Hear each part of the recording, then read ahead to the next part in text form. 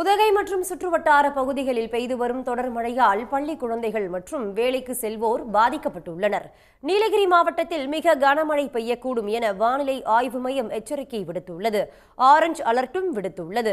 அதனை உறுதி செய்வது போல உதகை, குன்னூர், கோத்தகிரி, கூடலூர் மற்றும் அதன் சுற்றுவட்டார பகுதிகளில் நேற்று இரவு முதல் மிதமானது முதல் விட்டு கனமழையும் பெய்து வருகிறது. இதனால் பள்ளி செல்லும் குழந்தைகள், கூலி தொழிலாளர்கள் மற்றும் பொதுமக்கள் சிரமம் அடைந்தனர். உதகை நகரில் மத்திய பேருந்து நிலையம், தாவரவியல் பூங்கா, நகராட்சி சந்தை, படகு இல்லம், பிங்கர் போஸ்ட், தலைக்குந்தா, வேல்வியூ உள்ளிட்ட பகுதிகளில் மழை தொடர்ந்து பெய்து வருகிறது. மழையுடன் கடும் குளிரும் நிலவுவதால் பொதுமக்களின் இயல்பு வாழ்க்கை பாதிக்கப்பட்டுள்ளது.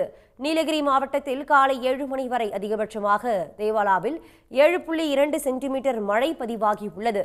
அவலாஞ்சியில் 6.4 சென்டிமீட்டர், சேரங்கோட்டில் 6.2 சென்டிமீட்டர், பந்தலூரில் 5.6 சென்டிமீட்டர் மழையும் பெய்துள்ளது.